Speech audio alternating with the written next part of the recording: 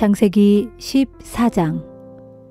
시날왕 아므라벨, 엘라살왕 아리옥, 엘람왕 그돌라오멜, 고임왕 디달, 이렇게 네 왕과 소돔왕 베라, 고모라왕 비르사, 아드마왕 시납, 스보임왕 세메벨, 벨라라고도 하는 소알왕, 이 5왕 사이에 전쟁이 벌어졌다. 5나라 왕들이 지금의 사해인 시딤 계곡에 모여 동맹을 맺었다. 그들은 12년 동안 그돌라오멜에게 조공을 바쳐오다가 13년째 되던 해에 반기를 들었다.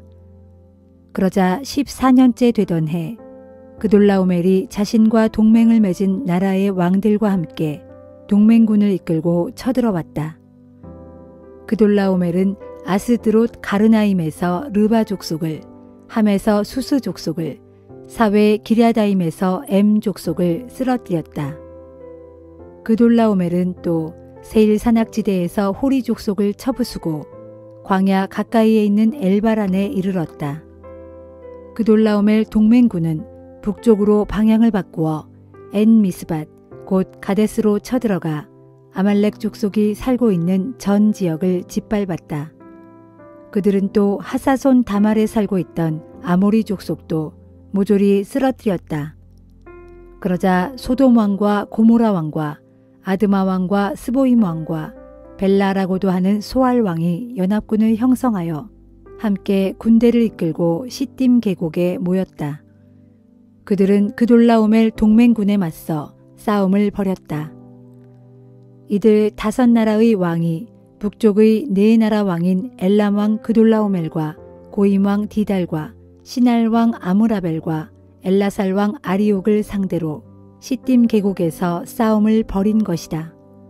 시딤 계곡에는 역청구덩이가 곳곳에 많았다.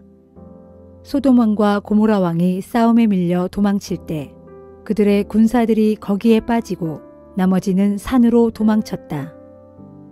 4나라의 왕들은 소돔과 고모라를 마구 짓밟았다. 그들은 2 성읍 안에 있는 재물과 양식을 모조리 약탈해 갔다. 당시 소돔에 살고 있던 아브람의 조카 롯도 재산을 약탈당하고 끌려갔다. 그때 중간에 도망쳐 나온 한 사람이 히브리 사람 아브람에게 달려와 이 모든 사실을 알렸다. 당시 아브람은 아모리 사람 마므레의 땅인 상수리나무 숲 근처에 살고 있었다. 마므레는 에스골과 아넬의 형제였다. 이들은 모두 아브람과 동맹을 맺고 가까이 지내던 사람들이었다. 아브람은 조카 롯이 사로잡혀 갔다는 말을 전해 듣고 집에서 사병으로 훈련시켰던 318명을 이끌고 급히 단까지 쫓아갔다. 아브람은 병력을 여러 패로 나누어 캄캄한 밤에 그들을 습격했다. 그들은 넋을 잃고 허겁지겁 도망쳤다. 아브람은 그들을 다메섹 북쪽에 있는 호바까지 추격했다. 아브람은 조카 롯뿐만 아니라 빼앗겼던 롯의 재산과 아낙네들 그리고 붙잡혀갔던 사람들까지 모두 되찾아왔다. 아브람이 그돌라오멜과 다른 나라의 왕들을 쳐부수고 돌아오자 소돔 왕이 왕의 계곡이라고도 불리는 사외 계곡까지 마중 나왔다. 살렘 왕 멜기세덱도 빵과 포도주를 가지고 아브람을 마중 나왔다. 멜기세덱은 지극히 높으신 하나님을 섬기는 제사장이었다. 멜기세덱이 아브람을 축복했다. 하늘과 땅을 지으신 하나님, 지극히 높으신 하나님, 아브람에게 복을 내리소서. 아브람의 손에 대적들을 넘겨주신 지극히 높으신 하나님께서는 찬양을 받으소서. 아브람은 자기가 되찾은 전리품 가운데 10분의 1을 멜기세덱에게 주었다. 소돔 왕이 아브람에게 말했다. 되찾아온 전리품은 전부 가지셔도 좋소. 하지만 우리 성읍 사람들은 저에게 돌려보내 주셨으면 하오. 아브람이 대답했다. 하늘과 땅을 지으신 하나님, 지극히 높으신 주 하나님께 내가 손을 들어 맹세하오. 나는 당신의 것을 어느 하나라도 차지하지 않을 것이요. 시로라기 하나, 신발매는 끈 하나도 취하지 않을 것이요. 왕께서 내가 아브람을 부자가 되게 했다고 말씀하시지 않도록 할 것이요. 나는 다만 내가 거느리는 젊은이들이 먹은 것만은 챙길 것이요. 또 나와 동맹을 맺고 같이 싸우러 나간 아넬과 에스골과 마므레의 몫은 챙길 것이요.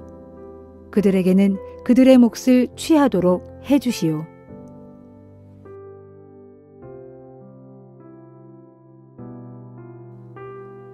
마태복음 13장. 그날 예수께서 집에서 나와 갈릴리 호숫가에 가서 앉으시자 많은 사람들이 예수님 주위에 모여들었다. 예수께서는 배에 올라가 앉으셨고 사람들은 호숫가에 그대로 서 있었다. 그때 예수께서는 비유를 들어 많은 것들을 말씀해 주셨다. 한 농부가 밭에 나가 씨를 뿌렸습니다. 그런데 어떤 씨들은 길가에 떨어지니 새들이 와서 쪼아 먹었습니다. 또 어떤 씨들은 흙이 깊지 않은 돌밭에 떨어지니 싹이 곧 올라왔지만 흙이 얕아서 뜨거운 뙤약볕에 그만 말라 죽어 버렸습니다. 뿌리가 깊이 박히지 않았기 때문입니다. 또 어떤 씨들은 가시덤불 속에 떨어지니 가시덤불이 무성하게 자라 그 씨들이 자라나지 못하게 막아버렸습니다. 그러나 어떤 씨들은 기름진 좋은 땅에 떨어지니 그 씨들이 잘 자라 100배, 60배, 30배의 열매를 맺었습니다. 귀 있는 사람은 알아들으십시오. 제자들이 다가와서 예수께 물었다. 왜 사람들에게 비유로 가르치십니까? 예수께서 대답하셨다. 너희에게는 하늘나라의 비밀을 아는 것이 허락되었으나 다른 사람들에게는 허락되지 않았다. 가진 사람은 더 받아서 넉넉하게 되겠지만 갖지 못한 사람은 조금 있는 것까지도 빼앗길 것이다. 내가 비유로 말하는 이유는 이것이다. 즉, 그들은 보아도 보지 못하고 들어도 듣지 못하기 때문이다. 이로써 이사야의 예언이 이루어지는 것이다. 너희는 듣기는 들어도 깨닫지 못할 것이고 보기는 보아도 알아보지 못할 것이다. 이 백성은 마음이 굳어져서 귀는 듣지 못하고 눈은 감겨 있다. 이렇게 된 것은 그들로 하여금 눈으로 보지 못하게 하고 귀로 듣지 못하게 하고 마음으로 깨닫지 못하게 함으로써 그들이 내게로 돌아오지 못하게 하여 그들을 고쳐주지 않으려는 것이다. 그러나 너희 눈은 열려 있어 지금 보고 있으므로 복되고 너희 귀도 열려 있어 지금 듣고 있으므로 복되다. 내가 진정으로 너희에게 말한다. 많은 예언자들과 의인들이 너희가 지금 보고 있는 것을 보려고 하였지만 보지 못하였고 너희가 지금 듣고 있는 것을 들으려고 하였지만 듣지 못하였다. 이제 너희는 씨 뿌리는 사람의 비유가 무슨 뜻인지 들어보아라. 뿌린 씨가 길가에 떨어졌다는 것은 하늘나라의 기쁜 소식을 듣고도 깨닫지 못하는 사람의 마음을 가리킨다. 이런 사람은 악한 자가 와서 그의 마음속에 있는 씨를 빼앗아 간다. 뿌린 씨가 흙이 얕은 돌밭에 떨어졌다는 것은 말씀을 듣고 처음에는 기쁜 마음으로 받아들이기는 하지만 그 씨가 뿌리를 깊게 내리지 못하는 사람의 마음을 가리킨다. 그런 사람은 어려움이 닥치거나 박해를 받게 되면 열정이 금방 식고 믿음이 흔들려 넘어지고 만다.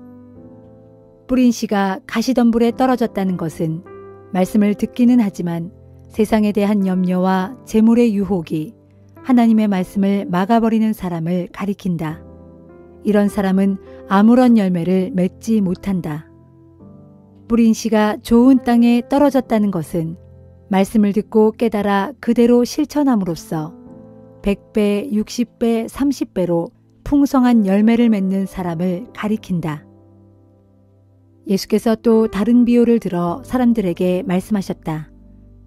하늘나라는 자기 밭에 좋은 씨를 뿌린 농부와 같습니다. 사람들이 잠자고 있는 동안에 원수가 와서 밀밭에 가라지를 뿌리고 갔습니다. 밀이 자라자 가라지도 함께 자랐습니다. 그래서 종들이 주인에게 와서 말했습니다. 주인님, 밭에 뿌리신 씨는 좋은 것들이 아니었습니까? 그런데 어디서 가라지가 잔뜩 올라왔습니다. 주인이 대답했습니다. 원수가 와서 그랬구나. 그러자 종들이 물었습니다.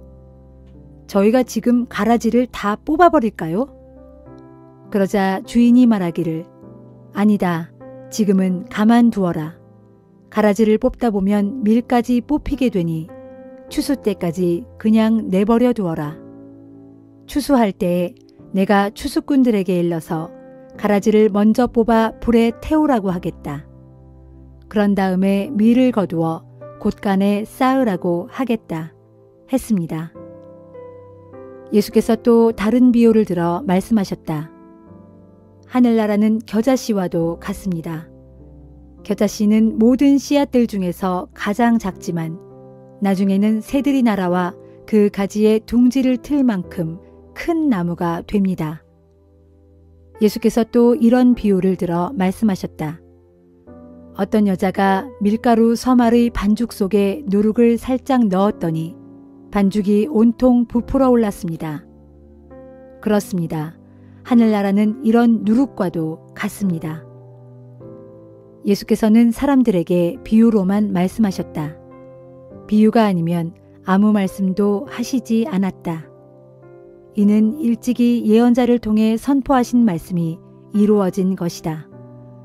내가 입을 열어 비유로 말하리니 옛적부터 감추어졌던 비밀스러운 일들을 드러낼 것이다. 그러고 나서 예수께서 무리를 떠나 집으로 들어가시자 제자들이 예수께 와서 가라지 비유를 설명해 달라고 청하였다. 예수께서 제자들에게 말씀하셨다. 나는 좋은 씨를 뿌리는 농부이고 밭은 세상이다. 또 좋은 씨란 하늘나라의 백성들이고 가라지는 악한 자의 자녀들이다. 밀밭에 가라지를 몰래 뿌린 원수는 마귀이고 추수 때는 세상이 끝나는 날이며 추수하는 일꾼은 천사들이다. 세상 끝날이 오면 가라지를 따로 뽑아 묶은 후에 불에 태우듯 세상 마지막 날에 인자가 천사들을 보낼 터인데 천사들은 다른 사람을 죄짓게 하는 자들과 모든 악한 자들을 추려내어 그들을 불구덩이 속에 던져 넣을 것이다. 그러면 그들은 거기서 크게 울며 몸부림칠 것이다. 하지만 의인들은 그때에 아버지의 나라에서 해와 같이 빛날 것이다. 귀 있는 사람은 알아들어라. 하늘나라는 밭에 묻혀 있는 보물과 같다. 그 보물을 발견한 사람은 그것을 제자리에 감추어 두고는 흥분하여 기쁜 마음으로 자신이 가진 것들을 모두 팔아 기어코 그 밭을 산다. 또 하늘나라는 값진 진주를 구하기 위해 찾아다니는 장사꾼과 같다. 그가 값진 진주를 발견하면 있는 것들을 모두 팔아 그것을 꼭 산다. 또 하늘나라는 바다에 그물을 던지는 어부와 같다. 그물이 가득 차면 어부는 그물을 끌어올려 놓고 좋은 물고기는 추려서 그릇에 담고 나쁜 물고기는 내버린다. 세상 끝날에도 이렇게 될 것이다. 천사들이 의인들 가운데서 악한 자들을 가려내어 그들을 불구덩이에 던져 넣을 것이다. 그러면 악한 자들은 거기서 크게 울며 몸부림칠 것이다. 말씀을 마치신 후 예수께서 제자들에게 내 말을 알아들었느냐? 하고 물으시자 제자들은 예, 알아들었습니다. 하고 대답하였다. 그러자 예수께서 덧붙여 말씀하셨다. 그러므로 나의 가르침을 받고 하늘나라의 제자가 된 모든 율법 교사들은 자기 곳간에서 옛 것이든 새 것이든 마음대로 꺼내 쓸 수 있는 집주인과 같다. 예수께서 이렇게 비유를 들어 가르침을 베푸신 후 그곳을 떠나셨다. 예수께서 고향 나사렛으로 돌아가셔서 유대인의 회당에서 가르치셨다. 사람들은 예수의 가르침에 크게 놀라 서로 말하였다. 예수가 어디서 저런 지혜와 능력을 얻었을까? 저 사람은 본래 목수의 아들이 아닌가? 그의 어머니는 마리아이고 그의 동생들인 야고보, 요셉, 시몬, 유다도 우리가 다 알고 있다.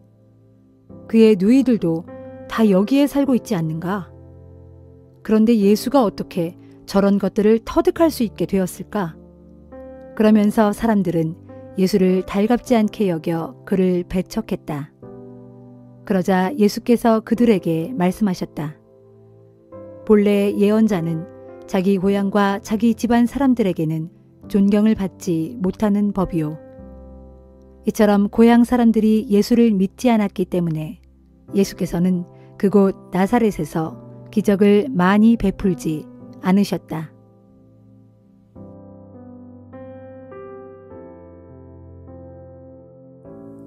느헤미야 3장.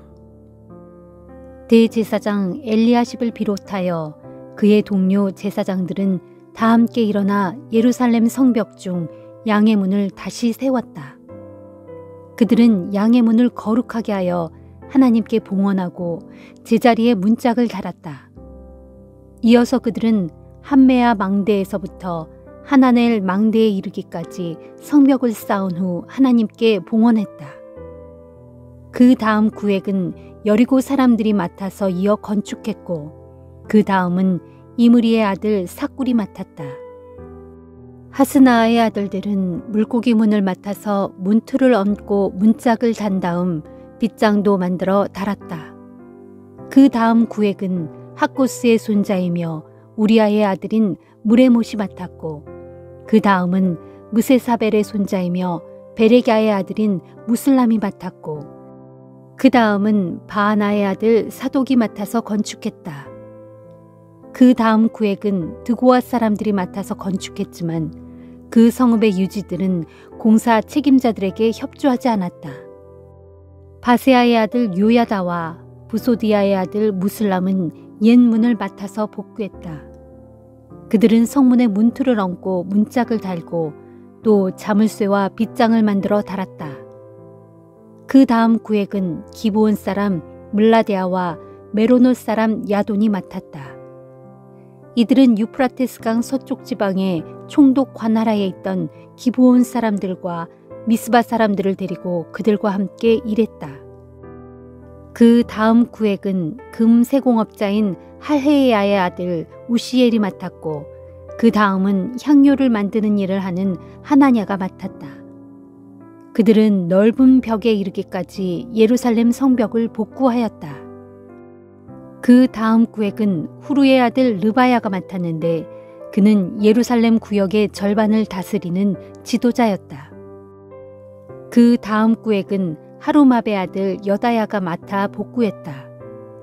그가 맡아 복구한 곳은 자기 집 맞은편이었다. 그 다음은 하삼니아의 아들 핫두스가 맡았다. 그 다음 구획은 하림의 아들 말기야와 밧 모압의 아들 핫숲이 맡았는데 그들은 풀무 망대에 이르기까지 복구했다. 그 다음 구획은 할로에스의 아들 살룸이 맡아 복구했는데 그는 예루살렘 구역의 절반을 다스리는 지도자로서 자기 딸들까지 동원하여 공사를 했다. 골짜기 문은 한움과 산호와 성읍의 주민들이 맡아서 복구했는데 그들은 대문을 세우고 문짝과 빗장과 자물쇠도 만들어 달았다. 그들은 또 거름문에 이르기까지 예루살렘 성벽 1000규빗가량도 복구했다. 거름문은 베탁게렘 지역의 지도자인 레갑의 아들 말기야가 맡았다. 그는 자기 아들들과 함께 대문을 세우고 문틀을 얹고 문짝을 단 다음 빗장과 자물쇠도 만들어 달았다. 샘문은 미스바 지역을 다스리는 골호세의 아들 살룬이 맡았다. 그는 대문을 세우고 문틀을 새로 만들어 얹고 지붕도 만들어 덮고 문짝을 달고 빗장과 자물쇠도 만들어 달았다. 그는 또한 왕의 동산 곁에 있는 실로암 연못가의 성벽을 복구했는데 다윗성에서 내려오는 층계까지 복구했다. 그 다음으로 이어지는 구획, 곧 다윗의 묘지 맞은편부터 인공연못과 용사의 집에 이르기까지의 성벽은 벳술 지역의 절반을 다스리는 아수북의 아들 느헤미야가 맡아서 복구했다. 그 다음 구획은 바니의 아들 루훔의 지휘에 따라 레위 사람들이 맡아서 복구했고, 그 다음은 그일라 지역의 절반을 다스리는 하사랴가 맡았다. 그 다음 구획은 그일라 지역의 나머지 절반을 다스리는 헤나닷의 아들 바웨의 지휘에 따라 레위 사람들이 맡아서 복구했다. 그 다음으로 이어지는 구획, 곧 성벽 모퉁이부터 무기 창고에 이르기까지의 비탈길은 미스바를 다스리는 예수아의 아들 에셀이 맡아서 복구했다. 그 다음 구획은 삿배의 아들 바룩이 맡았는데, 그는 성의 굽은 곳에서부터 대제사장 엘리야십의 집 입구에 이르기까지를 맡아서 복구했다. 그 다음으로 이어지는 구획, 곧 대제사장 엘리야십의 집 입구에서부터 그 집이 끝나는 모퉁이까지의 구획은 학고스의 손자이며 우리아의 아들인 무레못이 맡아서 복구했다. 그 다음 구획은 그 구획의 주변 지역에 사는 제사장들이 맡아서 복구했다. 그 다음 구획은 베냐민과 핫숲이 자기들의 집 맞은편을 맡아서 복구했고, 그 다음은 아나냐의 손자이며 마아세아의 아들인 아사랴가 자기 집 가까운 곳을 맡아서 복구했다. 그 다음 구획은 헤나닷의 아들 빈누이가 맡았는데, 그는 아샤랴의 집에서부터 북쪽으로 성의 굽은 곳을 지나 그 모퉁이까지 맡아서 복구했다. 그 다음 구획은 우세의 아들 발랄이 맡았는데, 그는 성벽 모퉁이 맞은편과 왕궁에서 불쑥 솟은 높은 망대의 맞은편, 곧 시위대 뜰과 가까운 부분을 복구했다. 그 다음은 바로스의 아들 부다야가 맡았다. 왕궁 남동쪽의 오벨 언덕에 살던 느디님 사람들, 곧 성전 막일꾼들은 동쪽 물문의 맞은편과 왕궁에서 돌출한 망대까지 맡아서 복구했다. 그 다음으로 이어지는 구획은 드고아 사람들이 맡았는데, 그들은 돌출한 망대에서부터 오벨 언덕의 성벽까지 복구했다. 말들이 지나다니는 문, 곧 말문 위쪽은 제사장들이 각자 자기들 집 앞을 맡아서 복구했다. 그 다음 구획은 임멜의 아들 사독이 맡았는데, 그는 자기 집 앞에 성벽을 복구했다. 그 다음은 예루살렘 동문의 문지기인 스가냐의 아들 스마야가 맡아서 복구했다. 그 다음 구획은 셀레메아의 아들 하나냐와 살랍의 여섯째 아들 하눈이 맡아서 복구했고, 그 다음은 베레가의 아들 무술람이 맡았는데, 그는 자기가 사는 집 맞은편 성벽을 복구했다. 그 다음 구획은 금세공업자인 말기야가 맡았는데, 그는 한미갓 문의 맞은편에 자리 잡고 있는 느디님 사람들과 상인들의 집까지, 그리고 성읍 모퉁이에 있는 누각까지 복구했다. 그리고 성읍 모퉁이 누각에서부터 양의 문까지는 금세공업자들과 상인들이 맡아서 복구했다.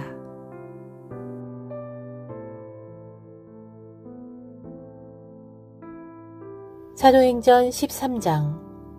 안디옥 교회에는 예언자들과 교사들이 있었다. 바나바, 니게르라는 별명을 가진 시몬, 구레네 사람 루기오, 분봉왕 헤롯과 더불어 어릴 때부터 함께 자란 마나엔, 그리고 사울 등이 그들이었다. 그들이 금식하며 예배를 드리고 있을 때 성령께서 그들에게 말씀하셨다. 너희는 바나바와 사울을 따로 세워 내가 두 사람에게 맡길 특별한 일을 하게 하여라. 그리하여 금식 기도가 끝나자 그들은 두 사람에게 손을 얹고 기도한 후에 두 사람이 각 처로 다니면서 전도 활동을 하도록 떠나보냈다. 바나바와 사울 두 사람은 성령의 인도를 받아 전도 여행의 길에 올랐다. 두 사람은 먼저 실루기아로 내려간 다음 거기에서 배를 타고 키브로스 섬으로 건너갔다. 그리고 살라미에 도착한 두 사람은 그곳 유대인의 회당에 들어가 하나님의 말씀을 선포했다. 때에 마가 요한도 두 사람을 돕기 위해 동행했다. 그들은 이 마을에서 저 마을로 섬 전체를 두루 다니면서 전도했다. 그러다가 바보라는 마을에 이르렀을 때였다. 그곳에는 총독 서기오 바울의 측근인 바예수라는 사람이 있었는데 그는 거짓 예언자요 유대인 마술사였다. 총독 서기오 바울은 사려가 깊고 통찰력이 있는 사람이어서 바나바와 사울을 초청하여 하나님의 말씀을 듣기 원했다. 그러나 엘루마라고도 불리는 그 유대인 마술사는 총독이 믿음을 갖게 될까봐 힘껏 그들을 회방했다. 그때 바울이라고도 불리는 사울이 성령이 충만해져서 그 마술사를 쏘아보며 말했다. 이 마귀의 자식아, 너는 모든 옳은 일을 가로막는 원수요, 기만과 속임수로 가득 차 있구나. 너는 주님의 바른 길을 어지럽게 하는 악한 짓을 당장 그만두지 못하겠느냐. 이제 주님의 손이 너를 칠 것이니 너는 장님이 되어 한동안 햇빛을 보지 못하게 될 것이다.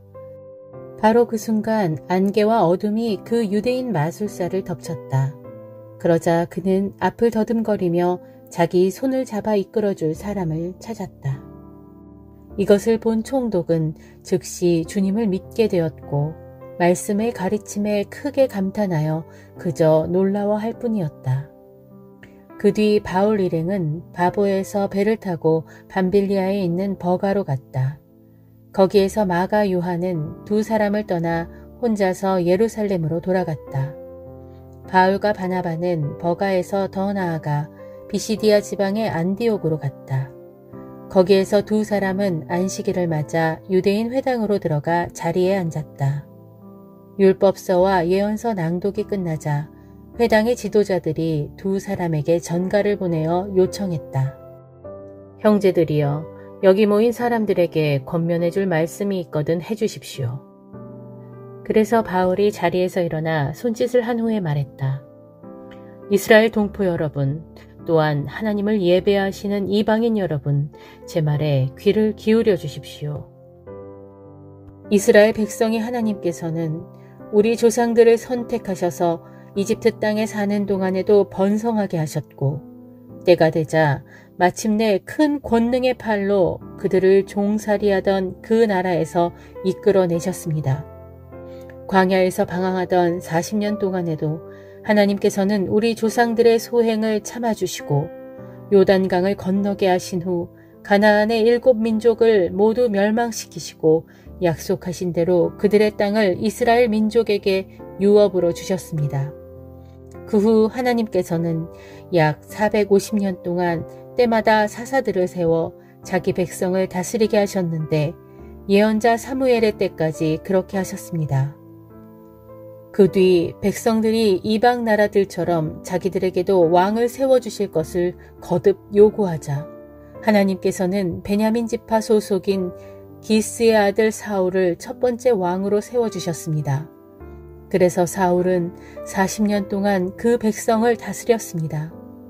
그 다음에 하나님께서는 사울을 물러나게 하신 뒤 다윗을 그들의 왕으로 세우셨습니다.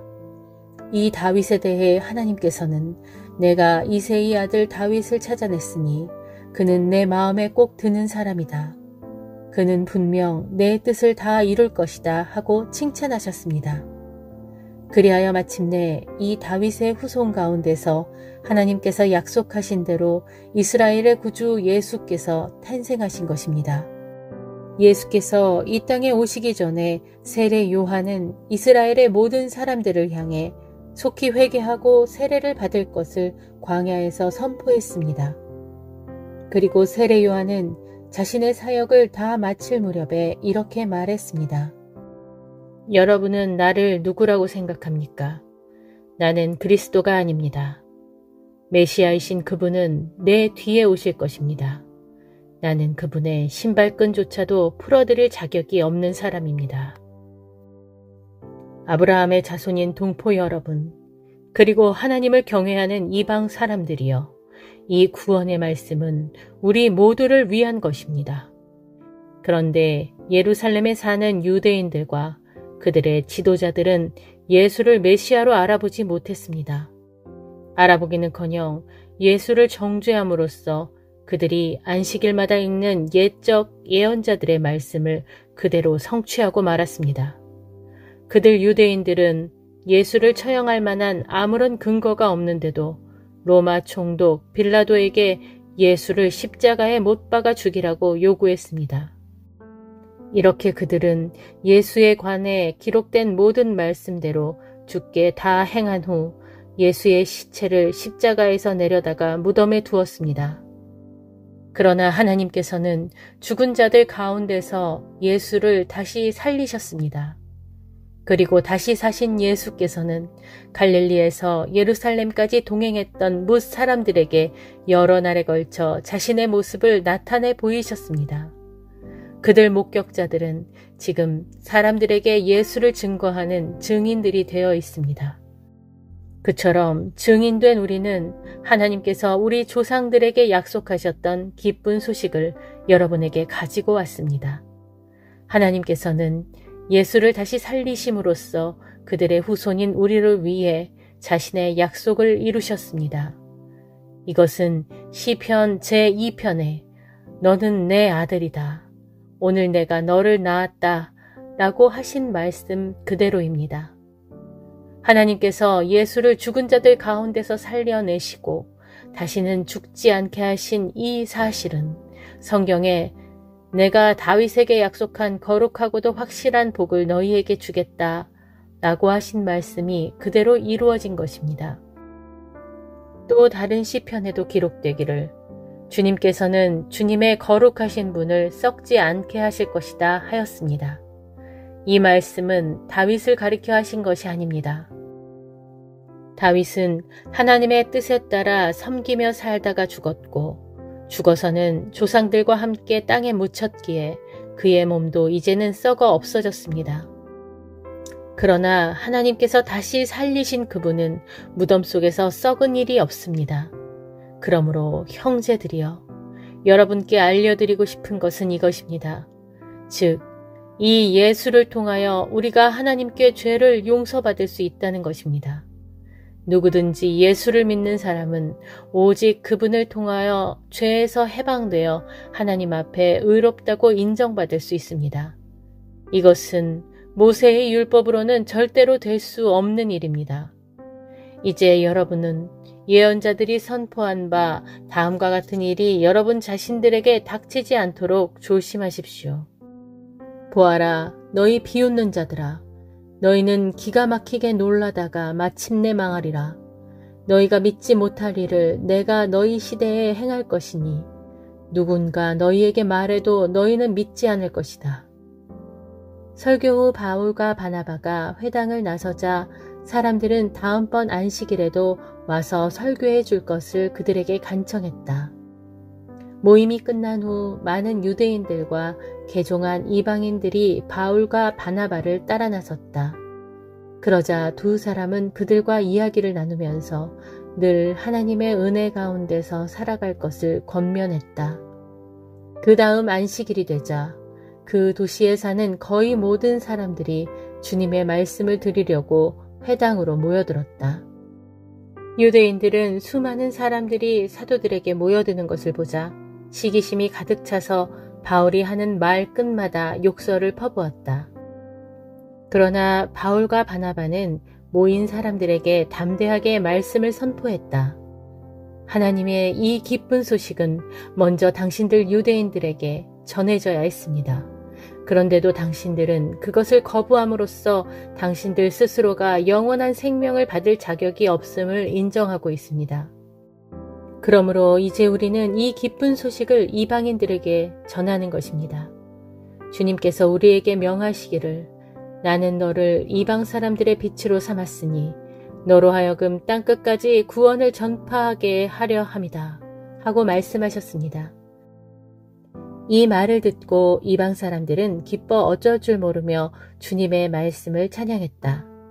그리고 영원한 생명을 얻기로 선택받은 사람들은 모두 믿게 되었다. 그리하여 주님의 말씀은 온 지방에 널리 퍼져나갔다. 그러나 유대인들은 지위가 높은 귀부인들과 유지들을 선동하여 바울과 바나바를 핍박하게 하였고 결국 사도들을 자기 지역에서 쫓아내버렸다. 그래서 바울과 바나바는 그들에게 항의하는 뜻으로 발에 먼지를 털어버리고 곧장 이고디온으로 갔다. 남아있는 비시디아 안디옥의 신자들은 여전히 기쁨과 성령으로 가득 차 있었다.